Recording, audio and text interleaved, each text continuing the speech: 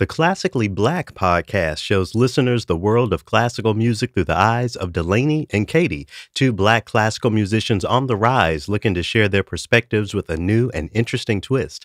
The Classically Black podcast recently celebrated its 5th anniversary. What better way to celebrate than by launching merch? Featuring original artwork, the 9-piece merch collection includes t-shirts, tote bags, stickers, and more. You can take a look and make your purchases at classicallyblackpodcast.com/store.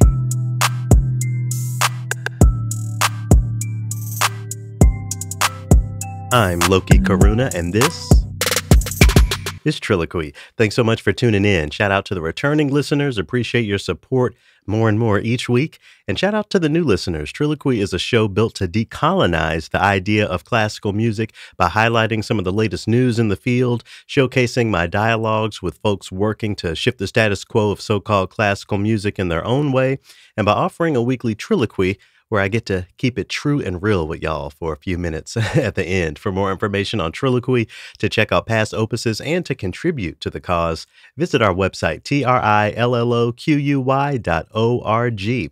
Nick and Zach from the ensemble Invoke joined me today to talk about their unique spin on chamber music and the ways in which it's reaching audiences outside of the typical classical box. Looking forward to sharing that conversation with y'all. After that, I'm going to offer a TRILLOQUY inspired by one of my recent Instagram posts. I was sub-posting or vague booking, as some people say, when I made the post, but I'll offer some specifics here since I love y'all so much. But for right now, I want to send over a huge congratulations to my homies Katie and Delaney at the Classically Black podcast. We've collaborated here on TRILLOQUY a few times. They've been on the show. I've been over there on their show a few times, hoping to get another collaboration on the books for this season. But if you don't know them, they present classical music and conversations surrounding it through an unapologetically Black lens. The show is tons of fun. I always get a good laugh in, and they're doing some really great work toward decolonization in their own way, especially for the younger generation, the Gen Zers and all those youngsters out there.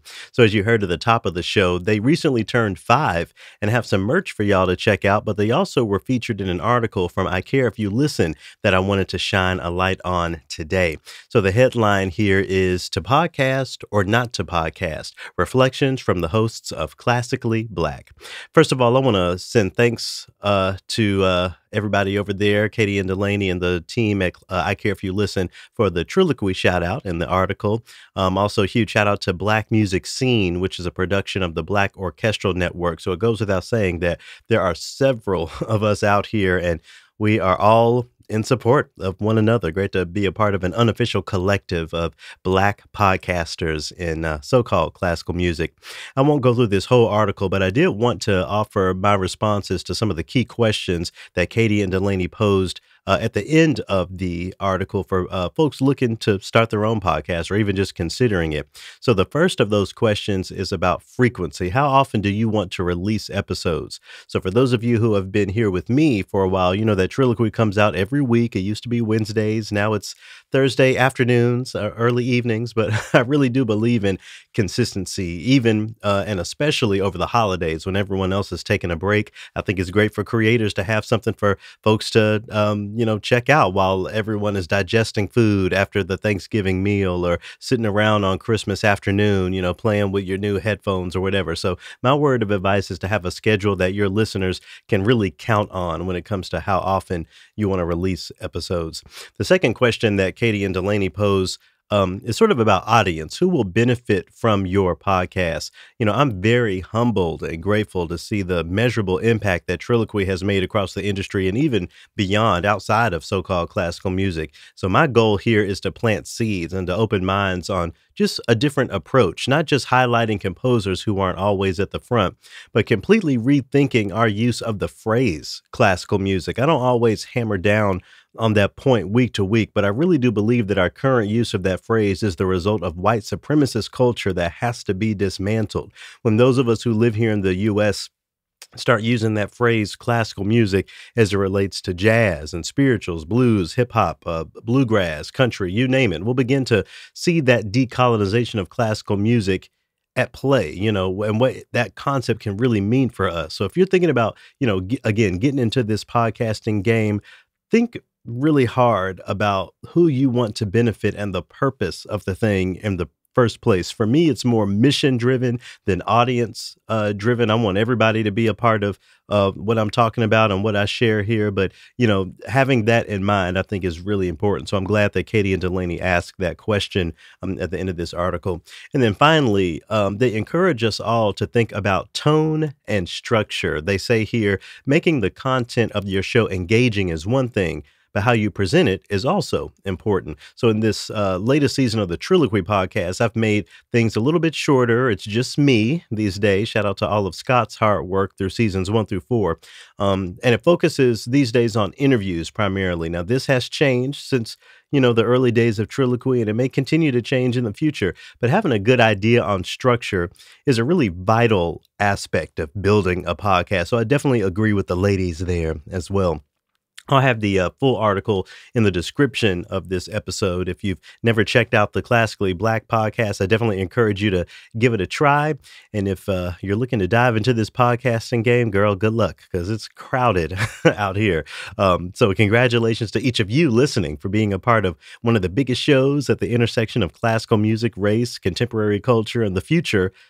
As audience members, I'm honored each and every week to see how many thousands of you are spending the time with me every week. And of course, also congrats to Katie and Delaney for everything they've accomplished over at Classically Black over these past 5 years. Looking forward to joining them on the show as a guest again in the future, and I'll see about getting them here on TRILLOQUY. All right, well, I think with that, we'll go ahead and jump into this week's conversation featuring Zach and Nick from Invoke. I'll read from their website. It says, Invoke strives to successfully dodge even the most valiant attempts at genre classification. The multi-instrumental quartet encompasses traditions from across America, including bluegrass, Appalachian fiddle tunes, jazz, and minimalism. Fueled by their passion for storytelling, Invoke weaves all of these styles together to form a unique contemporary repertoire featuring original works composed by and for the group. So a few weeks ago, they released an album called Evolve and Travel, which does a really great job of showcasing how they're decolonizing classical music, even without using that terminology. I think that work is still being done, and I'm really happy to have it on my radar now. So the three of us, we talk about how the group was formed. We talk about genre in general and all sorts of good stuff. So I hope y'all enjoy this dialogue. To get us there, here's a clip from their latest album. This tune is called Dust Bowl, music performed by Invoke, to get us into my dialogue with the group's Nick and Zach.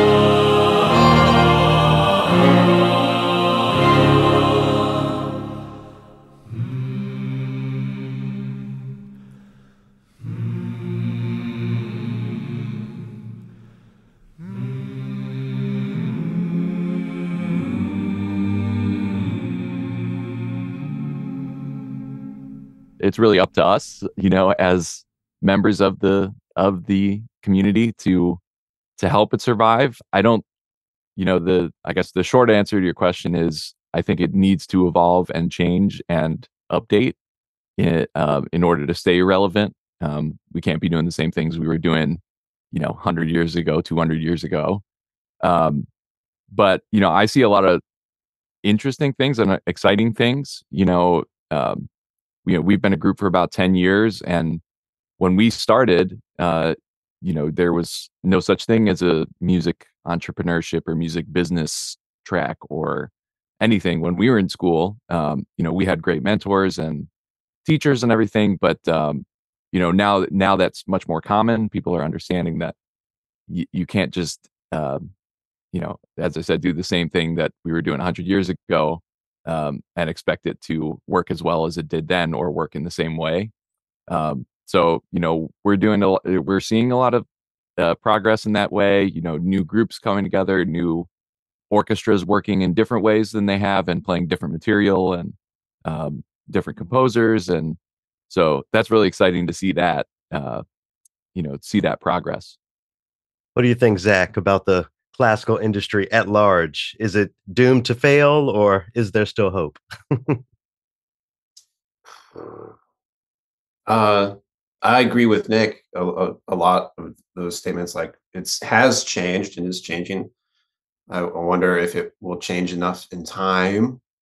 Although I do feel like in this general trajectory, I think like when we started our group and a lot of other groups that are kind of doing the same thing, it's like we're realizing that we have all these like very fine-tuned skills that are, you know, you know, provided by like the traditional music school training.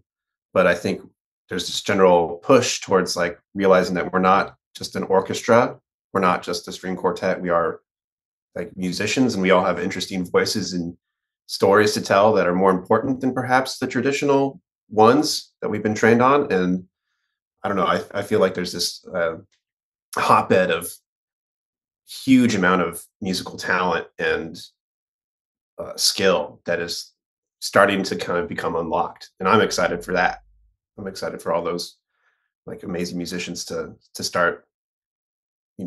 A lot more people are writing their own songs, arranging their own tunes, connecting with their communities that they grew up with in a way that was like, I have these like skills as a classical musician, and I'm going to use them for what I want to do and for the people that I serve. So I think that's really exciting, as opposed to kind of like just locking into predetermined institutions, which I think was maybe more prevalent from the 80s through the 2000s, or even before that. So yeah, I'm excited for that. I think there's hope, essentially. Nick, you used the phrase members of the community. I wonder if you can speak more to that, considering everything that Invoke has done over the past decade.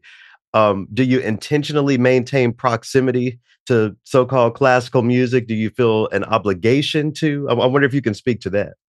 Yeah, it's an interesting question. I think the short answer is yes. Yes, and it's classical music is, it's hard. First of all, it's hard to define as it, in the year 2023, um, because the like what do we call it? Is what we're doing classical music?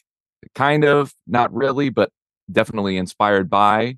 Um, and so I feel like, when we approach classical music, or we approach kind of, modern acoustic art music, or whatever you want to call it, Mhm. um, there's an inspiration from, kind of what came before, and the training that we've had, and the mentors and teachers that we've had that we really respect. And so I think there's a little bit of just kind of like paying homage to um, that kind of background that we have.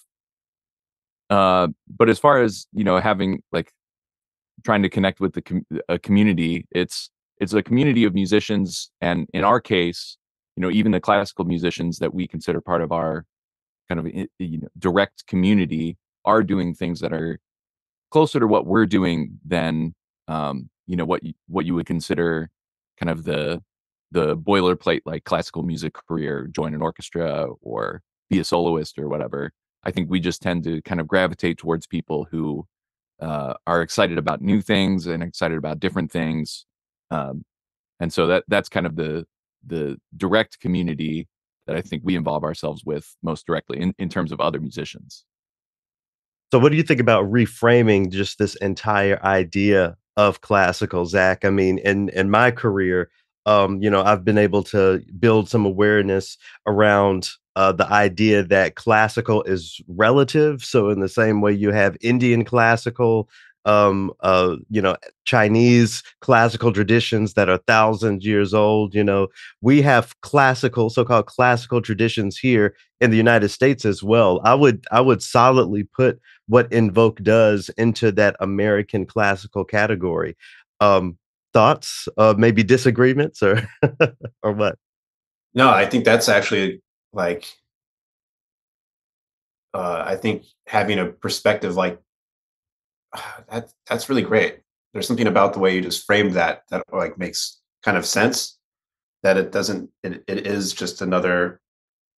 I don't know. I feel like the way we describe classical music is very, especially in Western classical music, is very kind of binary or something like that. Very, um, yeah, in a box. But it can just be another genre that we all participate in or don't. It doesn't have to Mhm, be like the end all for. Maybe that's because we have these institutions that, like I'm talking, like universities and things like that, that you go to learn classical music, as opposed to just going to music school to right. participate in the whole in all of the genres that exist. Or and then we have like we have like all these institutions that do classical music, but then we have like Berkeley, and then that's Mhm, one big one that does jazz, and then we don't have other places to just kind of go make music in the way that you want to, and have access to those people that have great theory training, or um, like chops on the violin, for instance, or if you want, right. So sorry, I really like the way you've kind of framed that as it. So I do agree with that. That Invoke is very firmly in the American classical tradition, um, and we're trying to kind of explore other genres in our own way through that lens. And so, yeah, I don't really have a disagreement, but I like that framing that you just used. It's very refreshing. And I appreciate your bringing up Berkeley, with their, jazz studies, because there are, if only marginal, there are examples of ways and institutions through which you can explore things. I do know that you can study bluegrass at East Tennessee State University. Something that, as a Tennessean, I'm very proud of. But despite the expansion that Invoke has done, I imagine that the path, at least at the beginning, looked more traditional than not, for the both of you. Zach, I wonder if you could talk about how you came to music in the first place, how you came to the violin, and then where the sort of divergence happened along the way.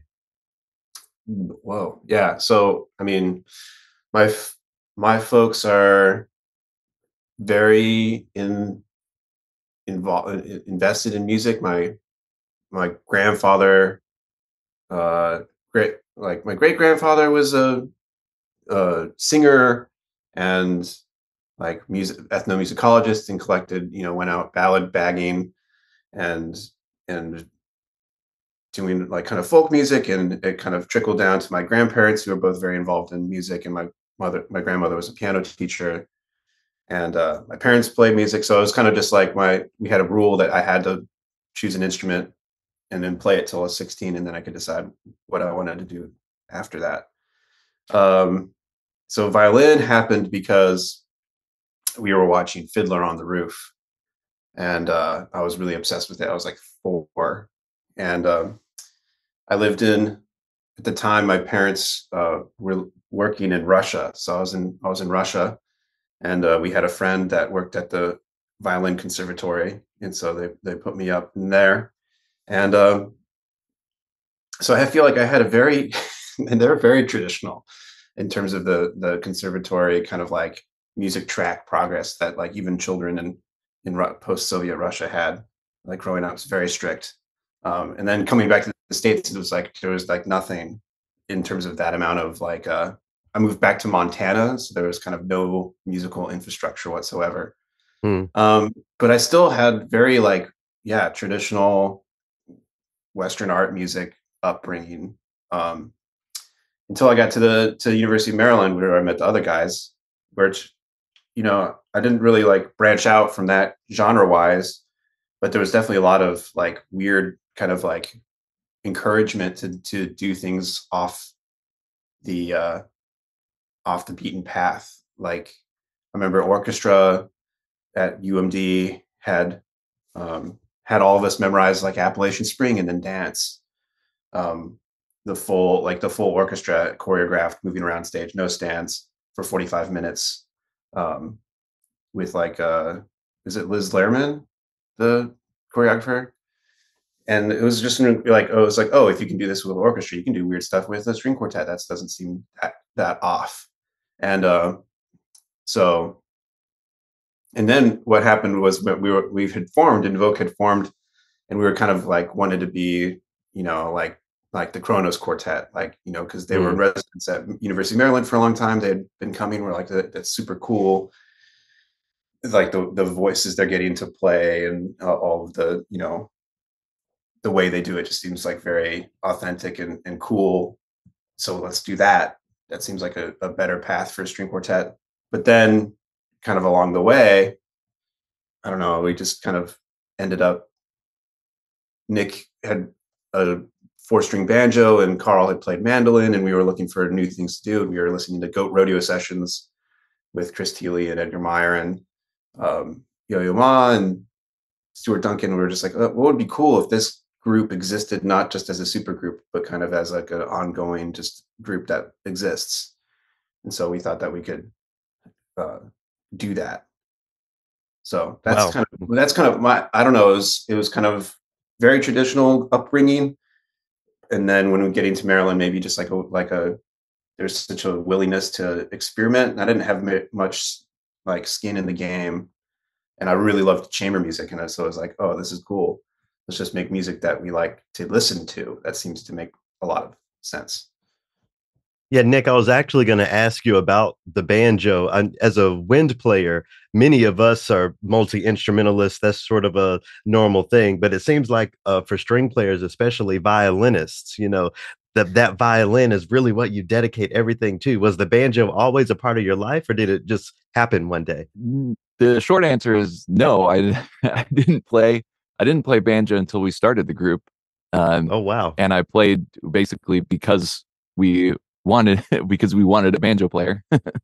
So it ended up being me. But I went, as Zach was mentioning, I had very similar kind of classical upbringing, but I did play.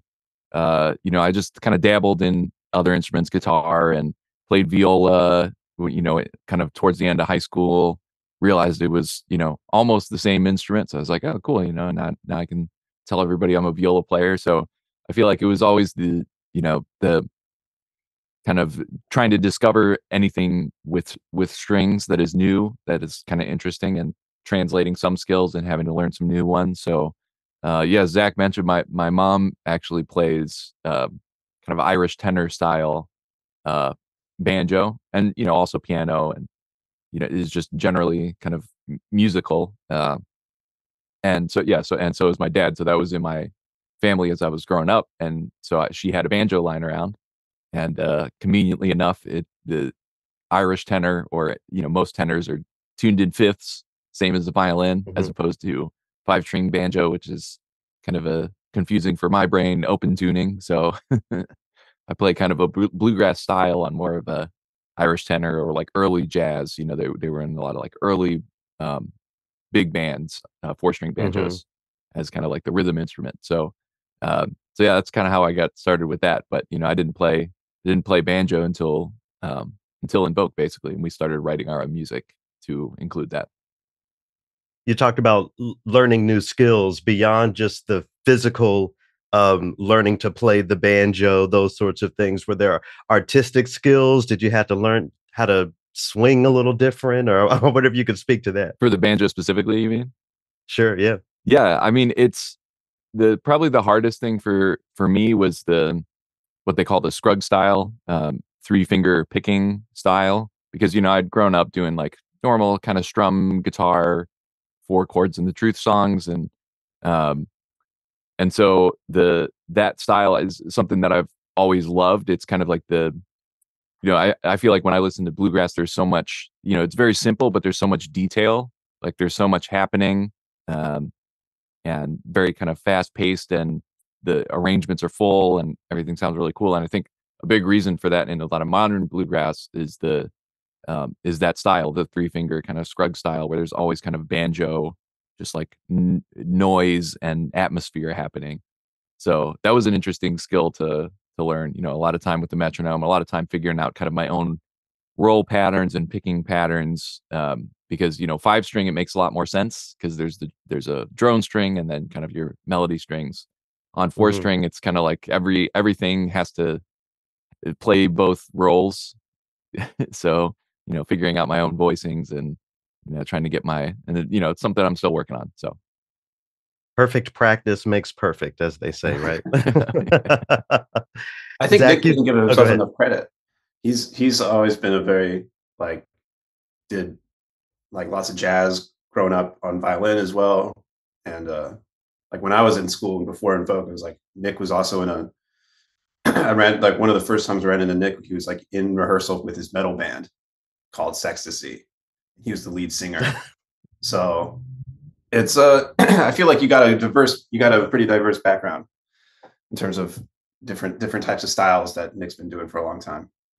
I still have trouble with the style thing. It's not very I just listen a lot to old fiddler recordings and try to channel that energy. But it's I think a lot of like great like folk fiddle players, like they just have like a commitment to the sound that they have, which makes I think fiddle players one of the most interesting people to listen to. It's like sometimes hard to me to pick out like great soloists on violin, like and anybody you can kind of be like, oh, that's this person.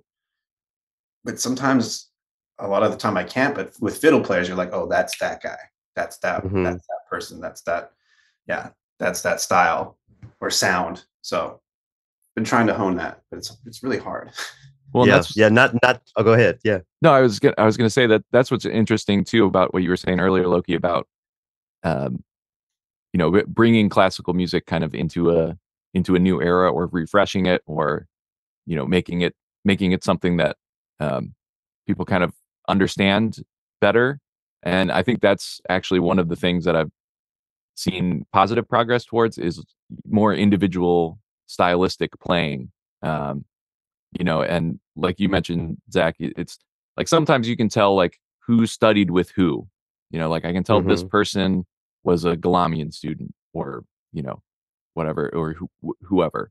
But I think now it's getting actually harder to tell, and it's getting more interesting to listen to individual voices, which I think is helping in that regard as well.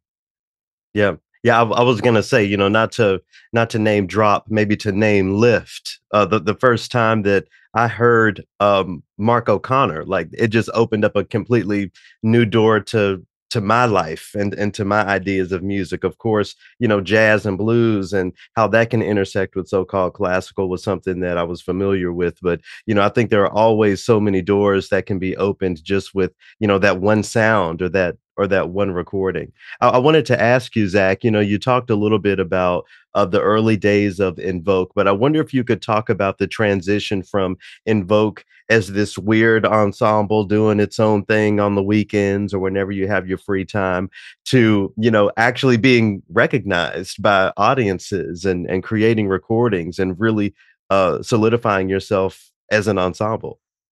Well, I think when we started, it's always been small.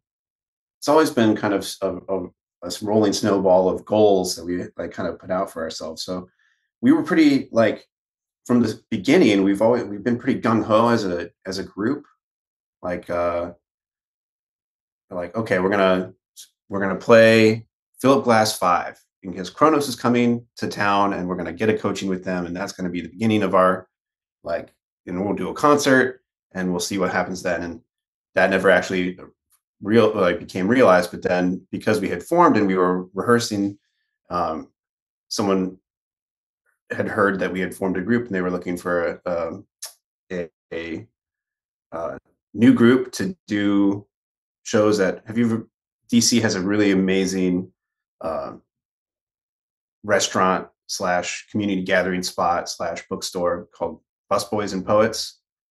And so they were, University of Maryland had started a series at Busboys and Poets, and so we were one of the groups that got to play there. So it became like kind of was like, oh, we have our first big concert at the end of the year. It's going to be like super well attended, and And from there, we were like, okay, well, this is totally viable. Um, let's like do this. Let's try to do this. And as a string quartet, we knew that there was like residencies that we could get into, and so that kind of prompted us to start playing for that and applying for those once Jeff, our cellist, was ready to, like, once he had graduated. Um, so we were started to prep for that, and then kind of in the midst of that was when the banjo and mandolin came in, and we were trying to figure out how to describe that to people.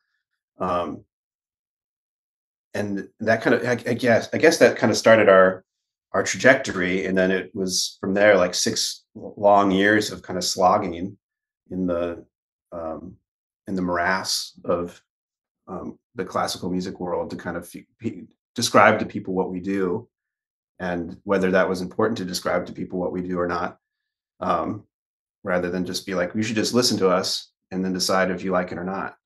And I think um,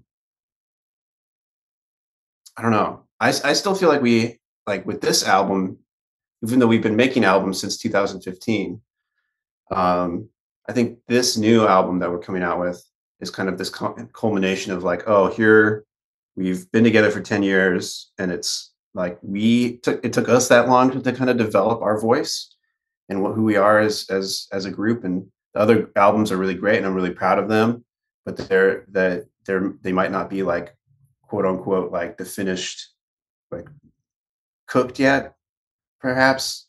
And so this one feels fully baked, fully developed in a specific, like, oh, this is the voice of Invoke, which is really awesome to feel. So I don't know if we've like broken out yet. I still feel like maybe a couple of years ago when we won a competition, people are like, oh, there's Invoke. They've been working, and now they're here, I guess. I don't know. It never really felt like we just like suddenly like got out. So I still feel like we're in the trenches a little bit, but yeah.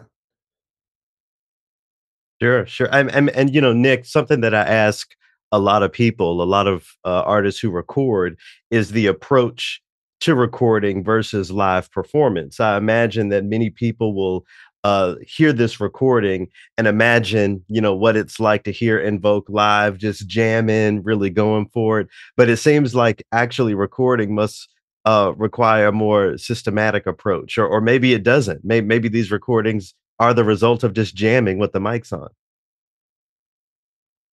Well, yeah, that's a good question. I mean, we have the kind of the opposite process of what you would consider like a normal band. You know, normally a band like records the album, they put out the album, they kind of hype it up, and then they tour on that album for a year or whatever, and then they go back and record the new one and then tour on that one. We kind of do it the other way. So we write all the music, kind of play it live for maybe a year or so. That's where we feel like our fine tuning happens. You know, we're playing live all the time. We're kind of switching up our set often. And so that's where we kind of workshop and hone our pieces. And then once we feel like they're kind of ready to go, then we go in the studio. And then it's kind of a simple process when we're actually in the studio, is we just play the song like we've been playing it live, you know, for the past year, and kind of go patch up some stuff and then call it good. But in terms of the writing process, um, most of the songs on this album are pretty well written out. I mean, there's some solo sections and whatnot, but you know, if you asked us for a score, for example, for anything on the album, we have them. For I think almost all of it, maybe with one or two of exceptions from me when I was too lazy to write a score, just sent demos to the guys. Here, play this.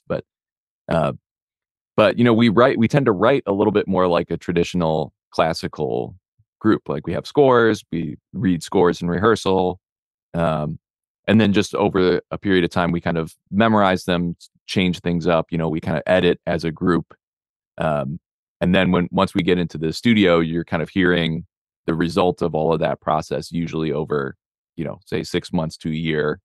Uh, and so we're already like, now we just got back. We were in Iowa for a few days, and we're playing a set that includes a couple things from this album, but it's mostly new material. It's mostly things that that we haven't recorded yet.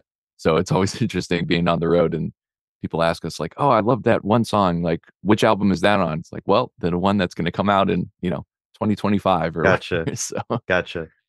yeah, that's like the life cycle of our recordings goes something And like it that. looks like you've also, at least in the past, performed with orchestras. So are these scores that you create expanded in that way? Like, are you writing the flute part, or how does that work?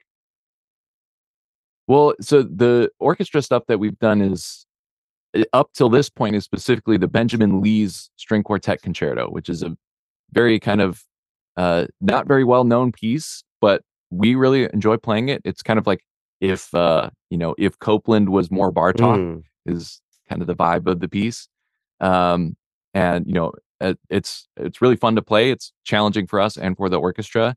But more recently, we're actually offering our music with orchestra. So we haven't done this yet, but there's some stuff in the works for both our stuff and our most recent commission, which is Jonathan Bingham, Lessons of History, which is a beautiful piece that he wrote us. We actually met him at Howard University in DC. He now teaches at San Francisco Conservatory. I mean, he's crushing it, and so we've been playing his piece for a couple years, and we kind of had the harebrained idea to do it as a little bit like a concerto grosso. So like it involves some singing, it involves all of this beautiful string writing. So we're hoping to do that soon. awesome. Awesome. Stay tuned. Yeah, and I wanted to sort of shift Zach into, this idea of folk music historically as it has existed historically. In the classical world, there's been this long tradition of staying separated from the world. So, if there's something going on in politics or if there's some movement, going to the concert hall to hear Brahms is your respite from all of that. Conversely, I'm thinking about folks like Pete Seeger who couldn't separate, his music from his activism.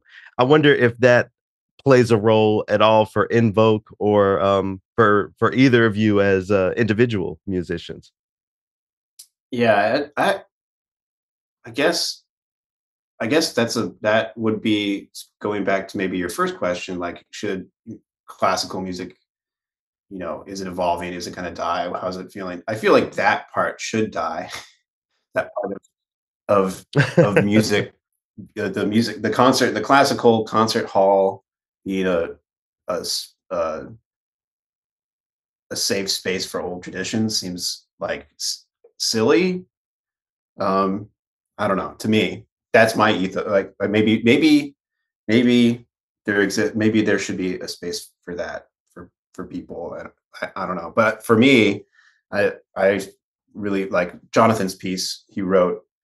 You know, like at a time in 2020 when, or 2019, and with a lot of political unrest and him feeling disenfranchised from a lot of his training. So I feel like Lessons of History is a very powerful piece that should hopefully evoke some want for change and some want for, I don't know, just a politically shifting, like realizing like the system we have right now isn't working. We're just doing the same thing over and over again. That's kind of the theme of Lessons of History, is the constant repetition that humanity seems to put itself through, particularly in the United States. Hmm. Is yeah, frustrating. And I think that's great. I think you should be able. I think that's what is cool about maybe the shift in our peers of wanting to just represent what the music they want to hear and the messages they want to have are being more present on stage. I think for institutions like a big orchestra, that can be hard with so many, like who is the individual voice of the orchestra. It's like, but I think that some orchestras are moving in a really good direction, maybe some aren't, but yeah, I love that. I love going to a concert that makes you actually think about things and that are important to people, I guess. Yeah, what do you think about that, Nick? I mean, and again, especially considering that Invoke is a Texas-based ensemble. I don't make it down to Texas a lot, but I'm very aware of what I see on the news and read on the internet about what's going on down there. Is there that interplay between the music making and sort of the social justice political activism? Yeah, I mean that's yeah, it's a crazy time to be, an American and also be living in Texas. I mean, um, as everyone knows, there's tons of issues. But I think as our group, one of the things that has always been important to us is, um, as Zach was saying, like individual voices and not shying away from these issues. So that's actually kind of what spurred our commissioning project in the first place. It's our commissioning project is American Postcards, and we ask composers, very open-endedly, just speak about your experience as an American or with America, with the United Mhm. States.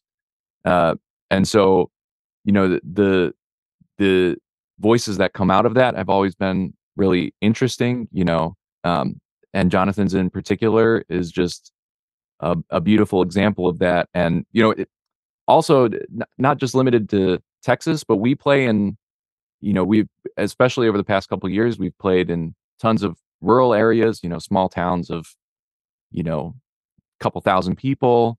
And, we're playing this music by modern composers who are speaking on their specific American experience that is, incredibly different from people who live in, kind of the middle of Arkansas or the middle of Iowa Mhm. or, all the places we've been. So we feel like it's kind of our, um, maybe not necessarily our duty, but one of the advantages of being us is that we're kind of like, sometimes I feel like a sleeper agent in the classical music Sure. world a little bit, where like we have the opportunity to, we come in and we're like, yeah, we're a string quartet, don't worry about it. And then really what we're doing is we're trying to challenge people and excite them and expose them to something that's different or makes them think in a different way. So I think that's one of the perks of the job. It's also one of the challenges, and obviously us being, you know, for kind of middle class white guys is a challenge as well. So we try to bring in different voices through the postcards project to help with that. Um, but it's just, it's an interesting field to be in where we're kind of towing that line where we can get on the, very traditional classical series and they're still kind of letting us free to do whatever we want and kind of say whatever we Yeah. want. So um, that's, it's a challenging position to be in, but I think it's really interesting and it's overall it's hopefully pushing the classical music world to be a little bit more um, open and just think a little harder and more deeply about what we're programming. I'm glad that you mentioned audiences. Something that's been explored on this show for years at this point is the idea of specific aesthetics, musical aesthetics, and the baggage that people have with them. So, for example, if I'm in New York, so I don't drive a car, but let's say I'm somewhere and I'm driving a car and I have some hip hop turned way up. People don't have to hear any lyrics. They don't have to hear anything but those drums and feel a certain way. I think the same applies to some of the aesthetics that Invoke creates. There are just general sounds that some people are either unfamiliar with or approximate to venues where they feel like they would be unwelcome, all those sorts of things. I wonder, I'll start with you, Nick. I wonder how you sort of react to that dialogue, this idea of aesthetics being connected to people's sense of belonging or discrimination or everything in between. Well, I feel like we've actually been rather impressed at how open audiences are. I think sometimes the gatekeeping tends to be on like the higher level. So, we'll have trouble or it's been, it's been easier lately, but sometimes, we've had trouble kind of selling ourselves, quote unquote, selling ourselves to more traditional series where they're like, oh, I think our audience wants Haydn and you're bringing them, Jonathan Bingham and your own original songs. Mhm. So, what's the deal with that? What can we kind of entice them with that then they will kind of go with that. But I think, we found that audiences are actually perhaps more receptive than many kind of like presenters, programming offices, etc., believe them to be. And, people are understandably scared about the bottom line, ticket sales, and all that stuff. And, but I think, giving audiences kind of the, respecting and trusting that they will understand what you're doing is a big part of it. And we found that if you present, you can kind of present anything regardless of the connotation or the historical context, and as long as it's genuine, as you present it genuinely, in an understandable format, then I think audiences will appreciate it. I think we've seen plenty over the past 100 years of kind of challenging music presented poorly. Mm-hmm. We see a lot of that. So I think, it's not the challenging that's the issue. And, as Zach mentioned, like both of us are totally game to be challenged. And I think a lot of audiences are. It just has to be done in a way that kind of respects their, their life experiences and where they're coming from, and the traditions in a certain way. It shows at least an understanding of whatever traditions that then you're going to go change or, build upon or what have you. So Zach, how would you sell what Invoke creates to people who might feel a way about what they call country or bluegrass or folk? Oh, that's not for me. That's, that has nothing to do with me. I'm sure you've had to convince a few people along the way that your music really is for everyone. It can engage anyone. Yeah.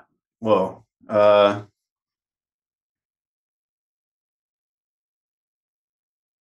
I think the way that I have, like, in the past convinced people is just by having, going out to eat and listening to music together and being like, making the connections from, well, okay.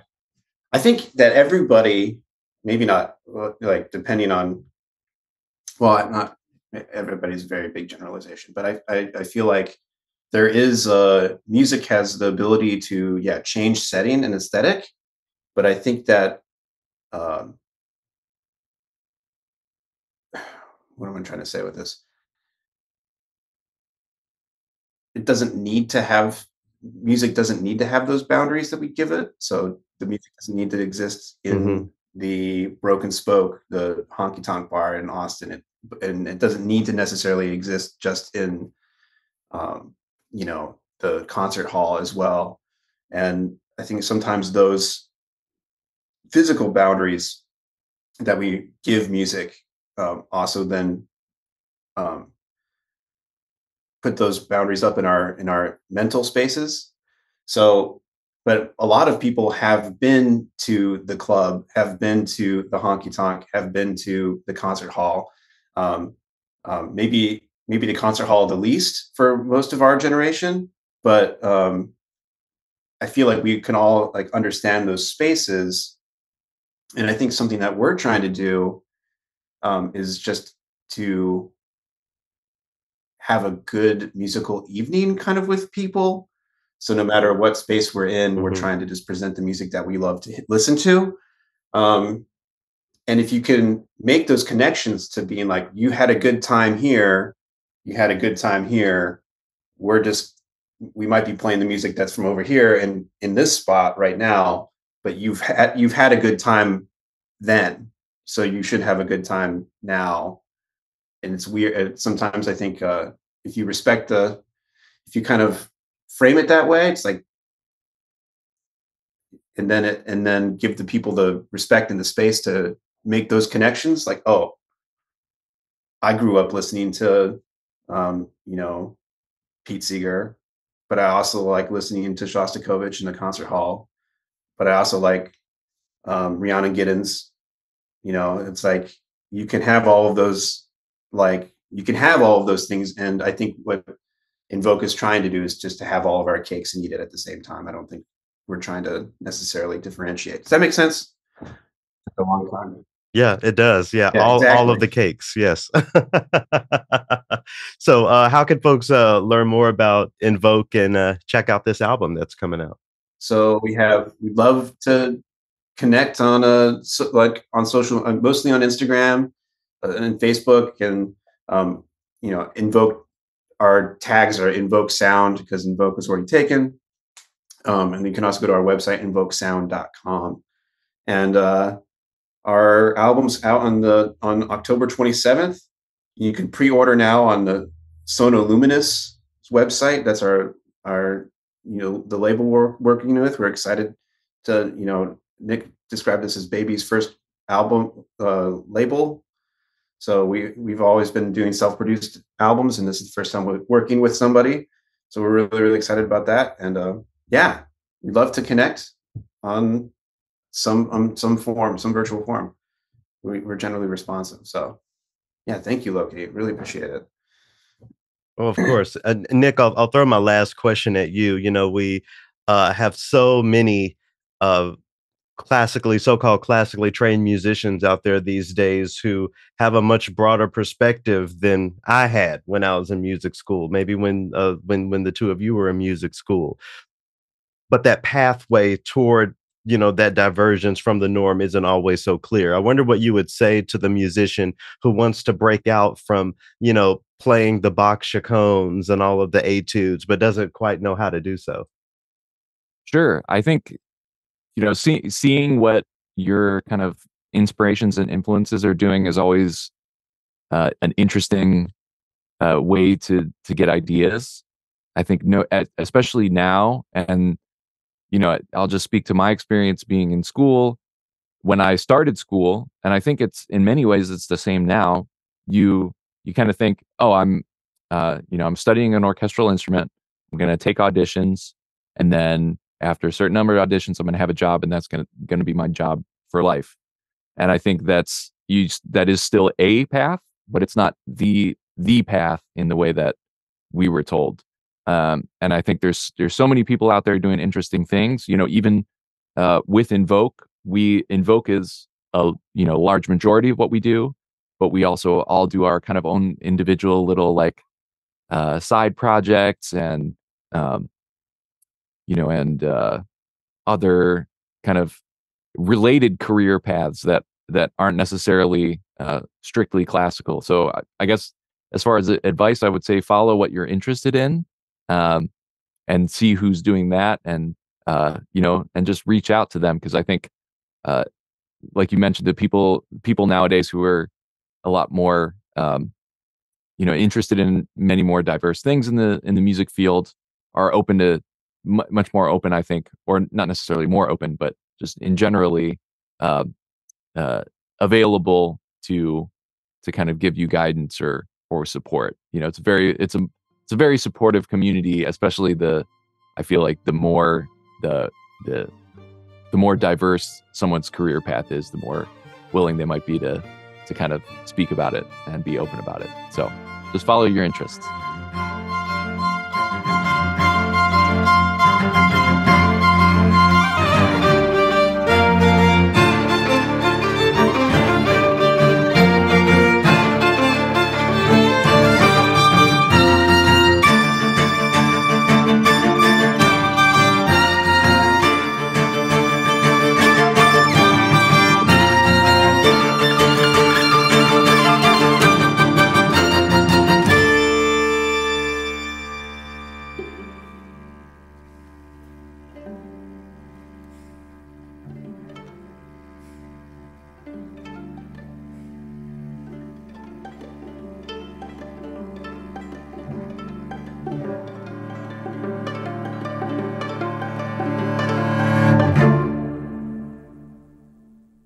That's the title track from Invoke's latest album, Evolve and Travel. Definitely an aesthetic that I don't dive into every week here on TRILLOQUY, but it's good to get that down home flavor every now and again, right? Congrats to Invoke on their latest project, and a huge thanks to Nick and Zach for joining me this week.